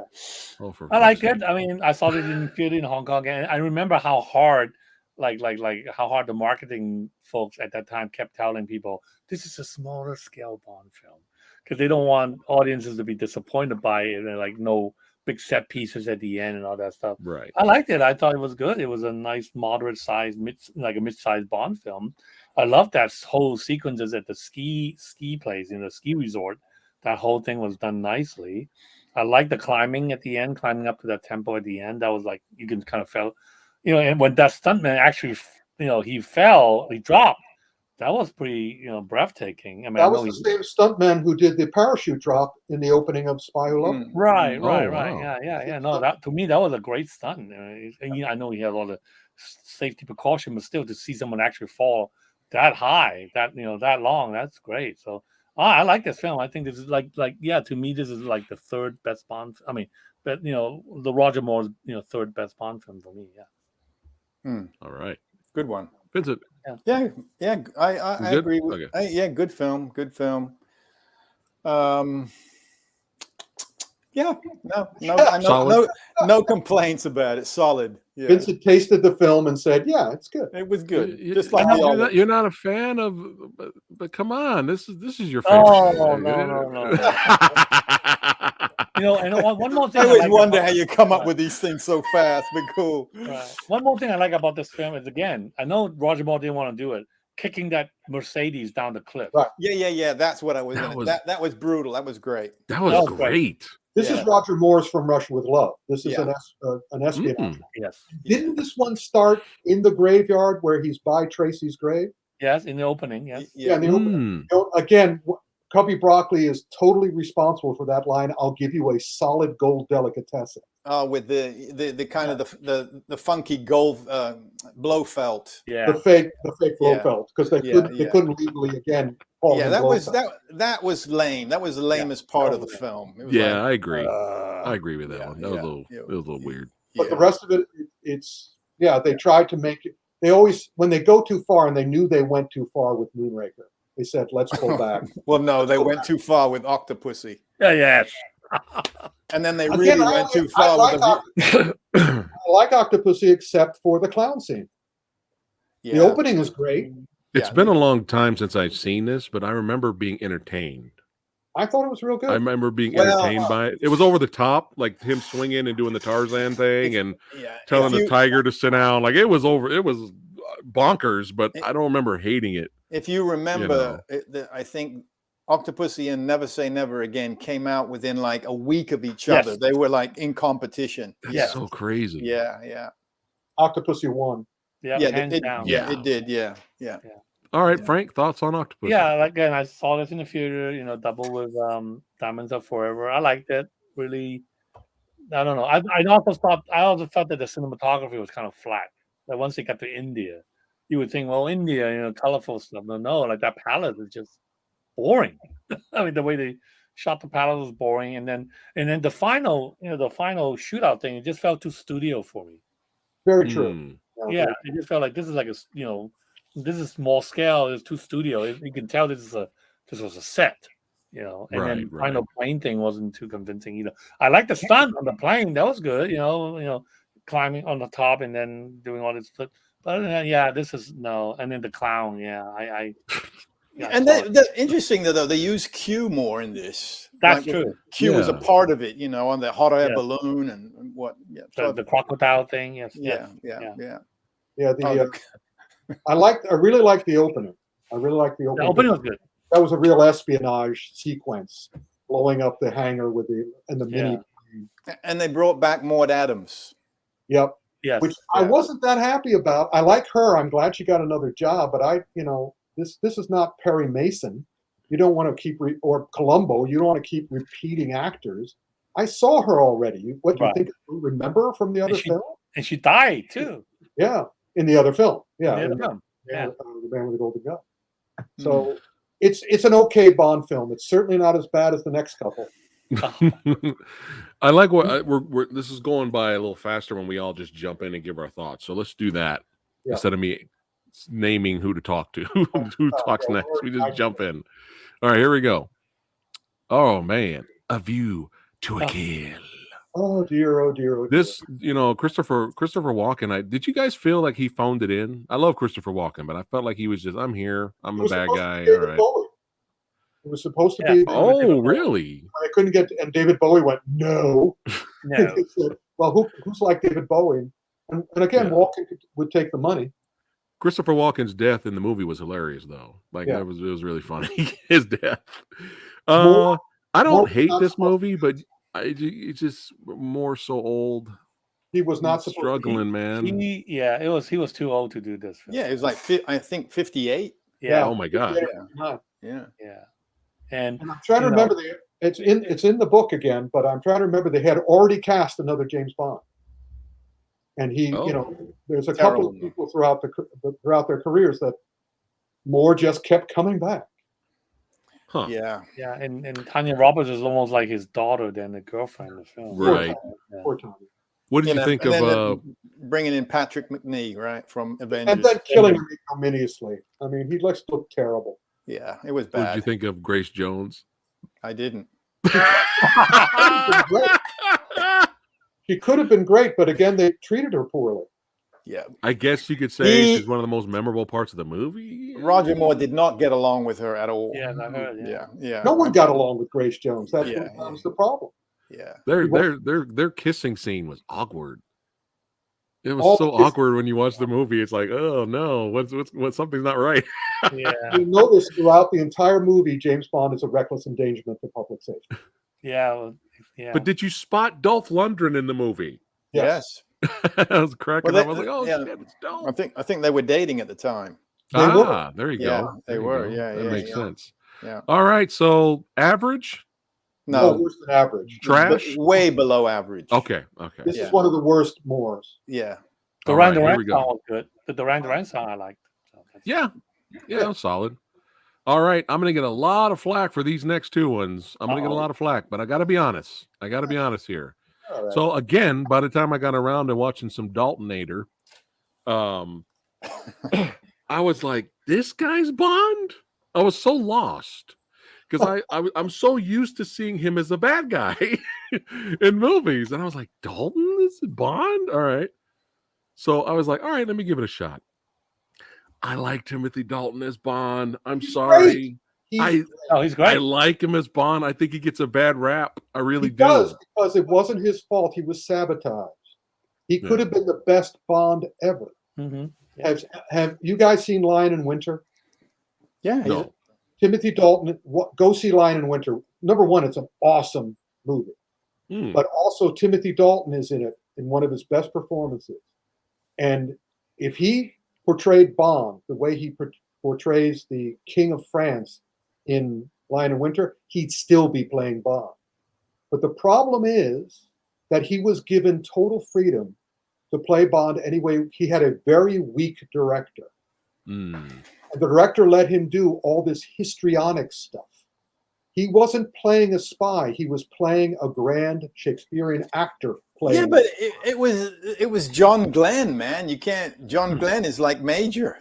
Mm-hmm. No, he's not. He's not. No, because you look at what John Glenn did after he got out of the safety zone of James Bond. He did the James Bond thing and everybody supported him, but he's never made a good film after he finished with James Bond. He was a good traffic director. He's not an actor's director. He gave no direction to Timothy Dalton. He let him do whatever he wanted. Still liked him though. I liked his two liked films. him too, Yeah, but he I liked his wasn't two films. controlled. And the next one just broke it for me, because he looked like a bureaucrat with a bug up his ass. So thoughts on Living Daylights really quick. What do you guys think of it? Could have been great. Oh, Living Daylights I thought was good. Yeah. Okay. The problem was that, I mean, the climax on the plane, I thought Dalton was very promising. And keep in mind that the original person they cast as James Bond and Dr. No was Cary Grant. The producers wanted Cary Grant, but Cary Grant wouldn't do more than one film. So they said, thank you, we need somebody who'll do 7 or whatever. So Timothy Dalton was Cubby Broccoli's Cary Grant-ish James Bond. But he didn't play it sophisticated. He didn't play it calm. He played it like he was going to blow a gasket every single scene. He You talking looked about like License to he had Kill? a tantrum every single scene. And it wore me out. What did Frank and Vincent? What did you guys think of License to Kill? I like him. I didn't like the movie that he was in. I mean, I thought like especially Living Daylight, I thought he was really let down by the villain, Joe John Baker. Come on, and who turns out later to be in GoldenEye. I mean, like why would you have a villain in a previous Bond film show up as a good guy in another Bond film? And the best fight scene in the movie didn't have Bond in it. Bond wasn't in the fight scene. And that's, again, bad sign. But he showed great promise in the opening. Yeah, I liked him. Great promise. I like him. I thought both films are good. I mean, License to Kill maybe slightly better. But, I always remind myself, without these two films, we wouldn't have Daniel Craig. He's kind of like the predecessor to him. Yeah, that's true. That's true. Yeah. And for that, I'm a huge fan of License to Kill. I know I'm a minority in that era. Yeah. No, It's the most violent Bond. When it came out to theater, it was PG-13. When it came out to home video, it was rated R. It's still the most violent Bond, even more violent than the Daniel Craig movies. Yeah. But I get the negativity. I mean, the nitpicks that fans have. I get it. They were like, well, it doesn't feel like a Bond movie. It feels like a Lethal Weapon movie, like that era. Every hero, I get it, hero in the movie, but I love it. Every hero who dies in that movie, it's Bond's responsibility. If you go back and watch it again, Bond throws a tantrum, resulting in one of his compatriots' death. Also, the way he treated Carrie Lowell, no, you can't do it. You can't fight along with me. She keeps on going, I'm a trained CIA agent. Let me go. No, you can't. No. And it's like, I like the Bond girls in License to Kill. Oh my, Yeah. which, Talisa de Soto. Oh my Right. goodness. Yeah. Oh, she's beautiful, gorgeous. Yeah, and the other one was Man. badass too. Yeah. That Beautiful. one was good too. Yeah. All right, this is the big one for me. GoldenEye, 6 years later. Thoughts? One of the best ever. Certainly the best of Brosnan's. Yeah, Yes. it's Martin Campbell. It's Martin Yeah. Campbell. Martin Campbell. Best of Brosnan's, yeah. Yeah. If Brosnan acted like Bond in all his other movies, the way he acted like Bond in this, It just seemed from GoldenEye, everything he did after it started just going down, down, down, down. Yeah. well, the big thing in Tomorrow Never Dies, the big secret that they're not going to admit, but that's obvious, sabotage the rest of his run. And you know what the big secret in GoldenEye is excellent. One of the thing that made Bond for me in that one was the opening sequence where Bond is preparing the bomb. Well, also the jump off the dam was awesome. Mm-hmm. But Bond is preparing the bomb, and a bullet hits him right here, and all he does is this. Yeah. Yeah. I said that's a pro. That's a real spy. That's a guy who knows what he's doing. And then also the fights with 006. Yes. Yeah. I mean, it's the best martial arts in the Bond films. It's From Russia with Love. Yeah. And I love how there's no music during that fight. Yeah. They just kick the crap out of each other, man. It's great. He's legit in that movie. The girl is great. Mm-hmm. Yeah. The girl is just, the villain is 006. Sean Bean is 006. Yeah. It's a great James Bond. Yeah. It's unfortunate they just go downhill from here on in. And you know why. Yeah. All right. Tomorrow Never Dies. Here's the deal. You see that woman in the back? Yeah. We know. She Yeah, was we supposed know. to be in the front. Yeah. In the original script, she was the Bond girl. And, Vincent and I met Michelle Yeoh. I don't know if you've met her before this, Vincent, but we met her at a party in New York the day before she was to report to the Tomorrow Never Die set. Yeah, I remember. Right. But I listened in, she got a phone call and she was talking to us and she said, I got to take this call. She saw who it was and I got to take this call. And she walks away, but I'm still being me. I'm still going. She's on the phone and she's talking apparently with her agent. And she says, well, why hire me if they're not going to use me? And then I see a report from the set live on Entertainment Tonight. And Terry Hatcher, the new Bond girl, is giving Entertainment Tonight a tour of the Tomorrow Never Dies party set. And there's Michelle Yeoh, and Terry Hatcher introduces this actor and introduces that actor. And then I don't remember for sure, but she kind of looks over her shoulder at Michelle Yeoh and ignores her, doesn't introduce her. And then 10 minutes into Terry Hatcher's performance in that movie, the character dies. And the corpse of the character had a had the face of Terry Hatcher digitally put on it. It was actually a stunt person or a stand-in, because by then Terry Hatcher was off the movie. And they had to make the rest of the movie by the seat of their pants, by the skin of their teeth. That's why at the end of the run, all the crew had shirts that said, I survived, Tomorrow Never Dies. Wow. But and then the producers said, destroy those shirts. Never let. And at the premiere in London, again, a live telecast from Entertainment Tonight, they're talking on the line. Pierce Brosnan walks by with his wife, and they said, what do you have to say about working with Terry Hatcher? And I don't remember the exact quote because that interview was destroyed, and you can't find it on YouTube or anything. But he says something like, Terry Hatcher should be nicer to people on the way up because they'll be the same people she meets on the way down. I think I heard that somewhere. Oh, wow. Yeah, I remember that line. And that cemented more than the movie, that quote, him going public with his feelings, cemented his doom. From then on, they didn't treat him. They cast Denise Richards. They say, you think Terry Hatcher was bad? Not only did they cast Denise Richards, Terrible. A nuclear scientist. way on the set, Oh my Lord. you can't get her fired. Terrible. Yep. God. I Next. enjoy Tomorrow Never Dies. I'm sorry. I I hate. love I Tomorrow don't like the Never main. Dies I don't like the because main Michelle Yeoh. villain. The main. I like the actor's great as the Yeah. but the main villain kind of the character's kind of weak.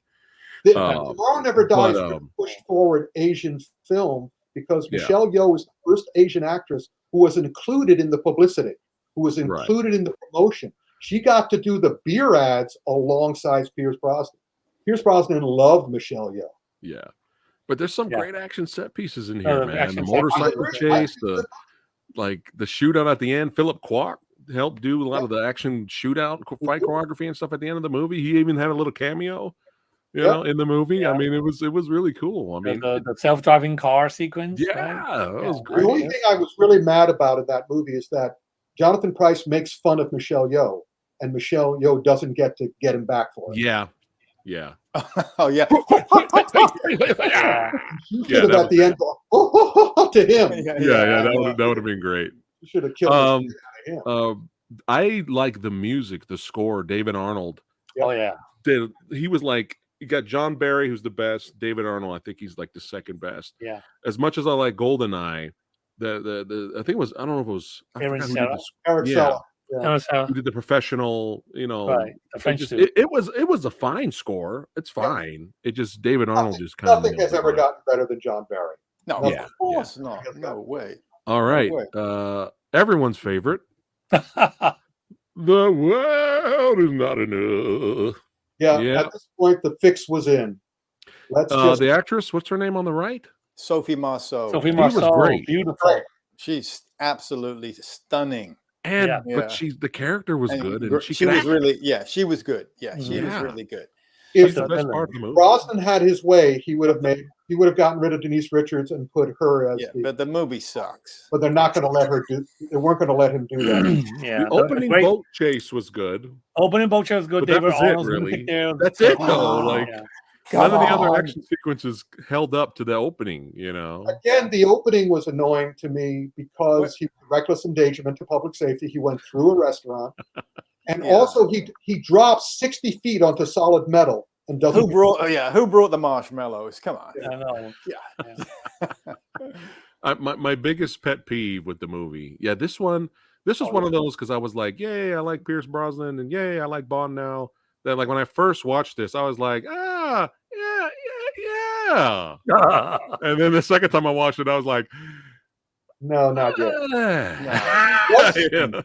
What is the point of having a villain with a bullet in his brain, which makes him more powerful the closer it gets to killing him, if you don't use it? Oh, this Bond is my should big have fought him at the end, and at the end, he should have put his thumb into the wound and pushed the bullet into his brain. This is my biggest pet peeve with this movie. You introduce a villain that can't feel pain.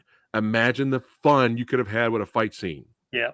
Oh my God. Could you imagine Bond stabbing the shit out of him and he's just looking at him like, is that it? You could have had so much fun with that. It was so boring at Like the I end. said, at the end, the villain should have had Bond and the only thing Bond could do was put his finger in the wound and push the bullet into him. That reminded me of the movie, the trilogy, The Girl with the Dragon Tattoo, the Swedish, with the guy who felt no pain. Oh, it was unbelievable. Much better. Much better. Incredible. All right. I guess we were done Still with this not one. the bottom of the barrel for Pierce, though. Oh, Yeah. The bottom of the barrel yet. I told you, it just is. Yeah. Now, I'd rather watch The World Not Enough than this. Now it's time for the Batman and Robin of the James Bond franchise. Die another day. another day. That's awful. Oh man. Poor Pierce. Poor Pierce. Now, be honest, guys? Could you watch this and laugh at how bad it is and get some entertainment out of it that way? Yeah. I just felt terrible for him. Did you ever see the documentary Everything or Nothing, which is the story? There's a great scene where they're interviewing Pierce about this movie, and he goes, hang gliding, hang gliding, and he just starts laughing. He couldn't believe it. I saw that. Yeah. That was hilarious. Except to watch Halle Berry come out of the water and Rosamund Pike. Yeah. That's her first movie. Awesome. Beyond that, the movies, You see, I like the opening. I mean, I like the idea of the movie, the opening in Korea, and I like the fact that he got caught. He got Yeah, captured. the opening was I good. like that. Yeah, Great. And then him leaving, dealing with M and all that. That was the best part of the film. Yeah. I like But the sword fight. Yeah, the sword fight is. That was But good. also, I love the villains. It could have been a really good movie, but it wasn't. Yeah. We got invisible cars. We're all over the place with this. Yeah. We got James Bond surfing. Laser. They also had at that time they had real invisible cars. They just didn't. Madonna is in it. Yeah. Again, weak villain. Poor Poor Pierce. I like the villain. I like that he was. Which one though? Well, I liked both Rosamund Pike, and I liked what's his name? Stevens. With the robotic arms guy. Yeah, I also liked the Korean henchman. Rick Yoon. Yeah. Steve Yoon, Rick Yoon. It could have been a really good movie. Yeah. So you still think Diamonds Are Forever is worse than this or better than this? It's more tragic. This one was less tragic than Diamonds. Oh, okay. You're looking at Diamonds Are about Moonraker, right, Frank? Moonraker. Moonraker. That's right. Over this. All right. Let's get to the Craiginator. And we all know how we feel about Craig. Yeah. I talked about this before, but yeah, I was one of the naysayers at first. I was like, why do we have James Blonde? Who is this jobber? I didn't see Cake. I didn't know anything, right? And I went in, and Casino Royale is phenomenal. It blew me away, man. Really, really good. Again, Martin Campbell, the director. Yeah, Martin Campbell, just so good. Really? Mads Mikkelsen, great. I mean, we all talked about this before. Like, it's just phenomenal. Yeah. 5-star James Bond movie. I've agreed. And only one flaw in the whole film. Yeah. Right. And you mentioned that before, what happened with Mads and all that stuff. Killing Le Chiffre off screen and bringing in these jobbers. Yeah, we all love this movie. Now, let's talk about Frank's favorite. Oh, no. That is not my favorite. Quantum of Boredom. Look, with the fact that I think they, considering the fact that the writers were on strike, I think they did a hell of a good job. And that's why I like this film. I thought that, you know what, they really saved this film. It could have been a wreck. I mean, even a worse wreck than what you have now. But I think, considering the situation, they were able to save this film. And I like the fact that this was a continuation. Direct continuation of the first film. I just like how you continue the story. Even though it was good. We like Olga. Yeah. I was told that this movie, I was told that Goran Viznik, who was auditioned to be James Bond along with Henry Cavill and Daniel Craig, I was told that he was cast already in this movie to play Vesper Lynd's boyfriend, the one who betrayed her. I said there was only one plot this movie should have had, which was Bond going after the guy who betrayed her, and then Quantum got in the way. But he kept on going after that guy, and because Goran Viznik would have been the best villain since the villain they used was terrible. Shaw, and since Sean Bean is 006, they would have been equally matched, and it would have been a huge conflagration. Instead, we have this little weaselly Frenchman. I just watched these two movies back to back, Casino Royale and Quantum, because they are sequel. The opening car chase. Such a mess. I'm dizzy after it. I can't. Yeah, it was like I got to close my eyes. It's ridiculous. You felt like this. Oh no. And the budget was enormous, 200 million. Because they went way over budget. Goodness and gracious! Also, we started having the Daniel Craig nonsense, which it was like 95-minute movie. Yeah, and also Daniel Craig plot nonsense, which is you're going to create a hotel which blows up if you breathe on it. It explodes if you breathe on it, and it's like, why would you have a hotel like that? This is nonsense. And I don't even remember the villain. That continues. Yeah, I don't even remember who the villain was in Quantum of Solace. I did like his relationship with the Bond girl, though. I like how it turned out, though. That was fine. I also felt the Strawberry Fields was an awesome character. Yes, awesome character. He was wasted, and her death was wasted to try to echo back the Goldfinger, except with oil. Set it up properly. it's like they came to the set every day and they weren't thinking about the structure of the film at all. I'm making it up as they went along. They have to make it, because of the writer's strike. So. They still had a script. Pure Condor. They just, that's right. Let's make it up. I don't know what to do today. Oh, let's stick a shark in it. That's right. You had experience with that. Oh, but they had a script. They had a script. Now, could you say? Oh, go ahead, Rick.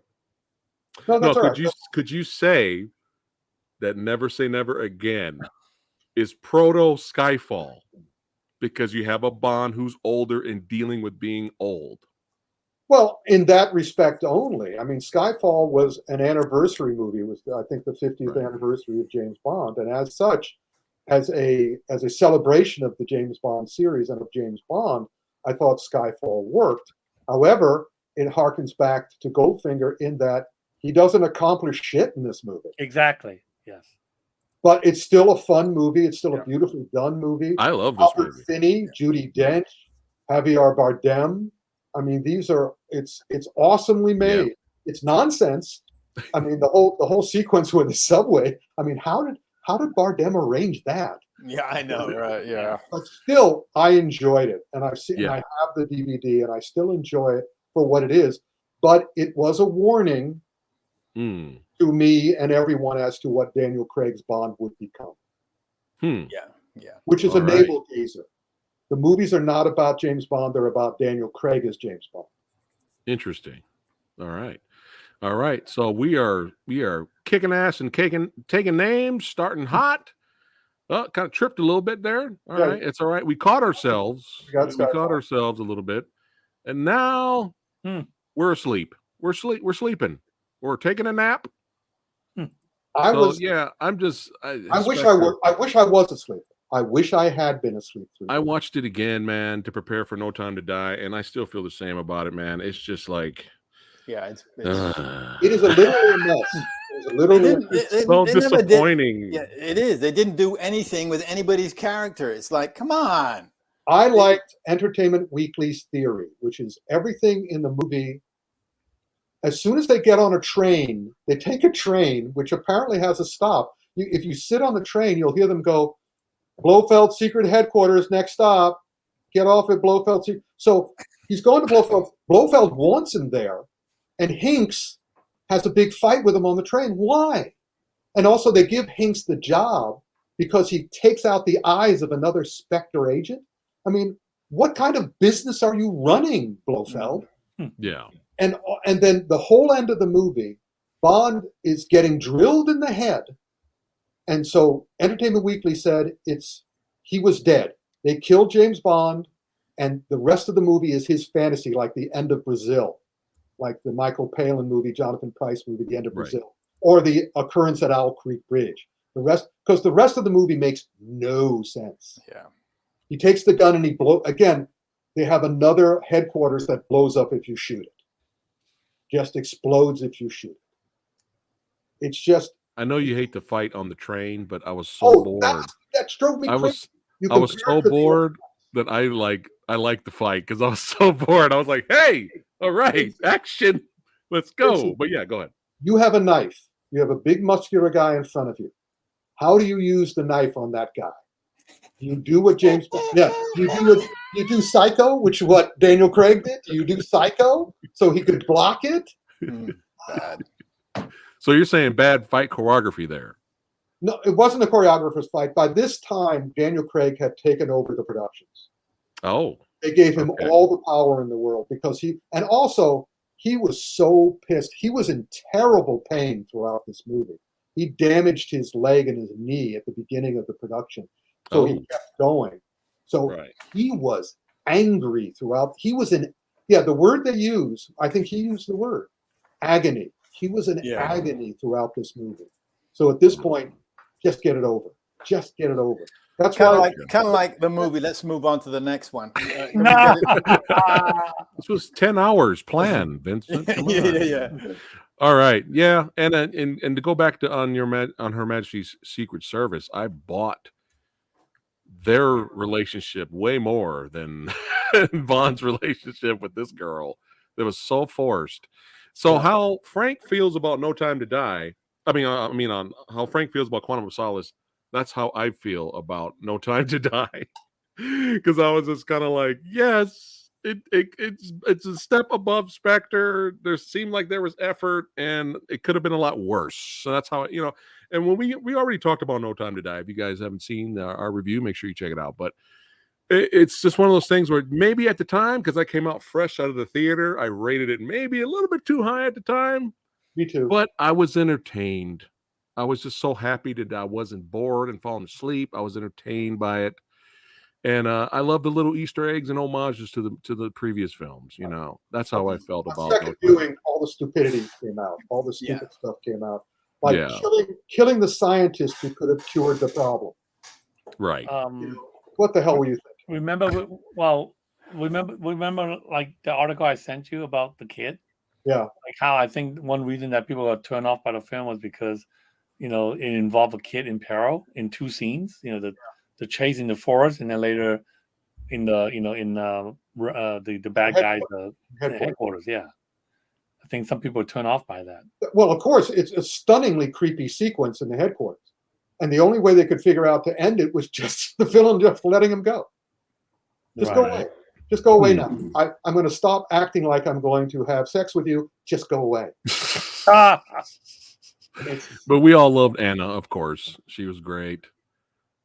Oh my God, Anna! Yeah. And they blew it. She's going to be in a John Wick series now instead of being a Roma series. Yeah. They blew it again. Well, I'll be watching that movie too, though. I'll be honest. Anything she's in at this point, I won't. At this point, yeah. But yeah, I thought it was a fitting end. There's so many people out there that really, really hate this movie. They hate that Bond. Sorry, spoilers. You guys should know by now that Bond dies. I don't know. I thought it was appropriate, like how Rick titles the film. No Time to Die. Yeah. There you go. And also, of course, Daniel Craig. It's entertaining, man. Daniel Craig's attitude is, "I'm taking my ball and I'm going home." Yeah. I'm taking Bond with me. This is you've watched my James Bond screw all the other ones. Right. And it's a lot better because it could have been this. Oh. It could have been, man. Vincent, do you have something to say about it? No. Vince is ready to go. All right. I have my last word. You ready? Go ahead. Go. And then we got to go to our list, and then we're going to end it. James Bond is dead.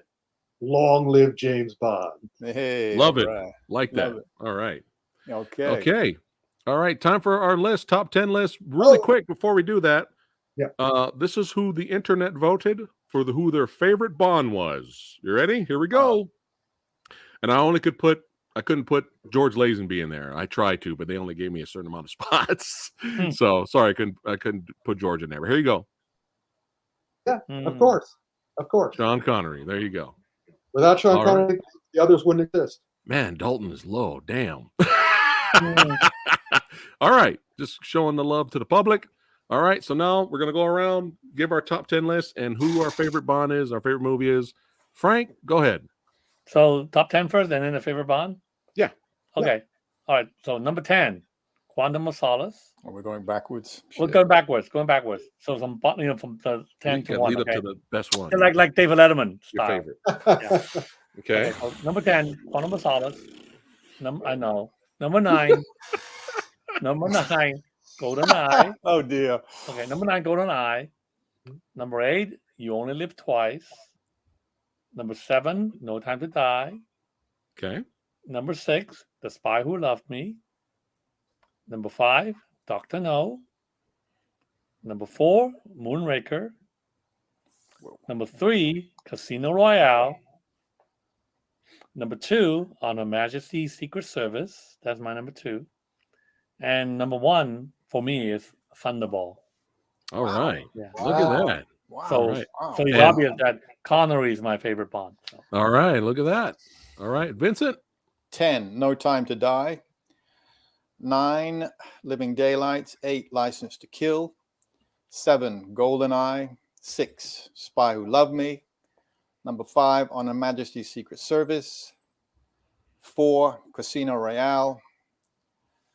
3 Goldfinger, 2 Dr. No, and number 1 From Russia with Love. And of course, favorite Bond is Sean Connery. All right. Yeah. Rick. Well, I didn't put it in that order, so I'm just going to. I put it in the order my favorite as they came out. Sure. You know, Dr. No, From Russia with Love, Goldfinger, On Her Majesty's Secret Service, The Spy Who Loved Me, For Your Eyes Only, The Living Daylights, GoldenEye, Casino Royale, Skyfall. Skyfall would have been my number 10. And, right. And From Russia with Love and Casino Royale would have been my number 1. And favorite Bond? No question. The man who said it first, the man George Lazenby. Yeah. All right. David Niven. This never happened to the other fellow. David All right, Niven. Sean Connery. Fleming wanted David Niven to be James Bond. All right. Samurai Guy's turn. Okay. I'm sorry. I got to put it on here. Sorry. I apologize. Number 10's Tomorrow Never Dies. Number 9, The Spy Who Loved Me. Number 8, No Time to Die. Number 7, From Russia with Love. Number 6, For Your Eyes Only. Number 5, Skyfall. Number 4, Goldfinger. Number 3, I'm representing some love for the Daltonator, putting License to Kill as number 3. I know. I'm crazy. Wow. I'm crazy.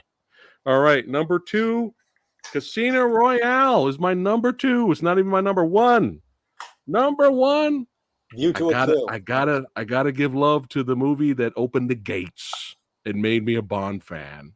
I'm nostalgic for it. So GoldenEye is my number 1 Bond movie. I'm just nostalgic for it. It opened up the gates. If it wasn't for GoldenEye, I wouldn't have watched any of these movies. So I owe a lot to GoldenEye. GoldenEye is great. Yeah. Favorite Bond. This was tough for me, actually.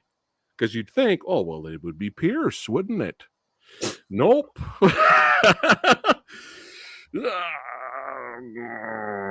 Man, it was close. It was really close because I really wanted to go with Dalton, believe it or not. But when I went back and rewatched these, it just seems like Sean Connery had the whole package, man. Yeah. It just, don't get me wrong. I love Dalton murdering everyone. I love Craig's just fucking dudes up and being just badass. I love that stuff. But I don't know. It just seemed like you take a little bit of each guy, take a little bit of each Bond, you throw them together.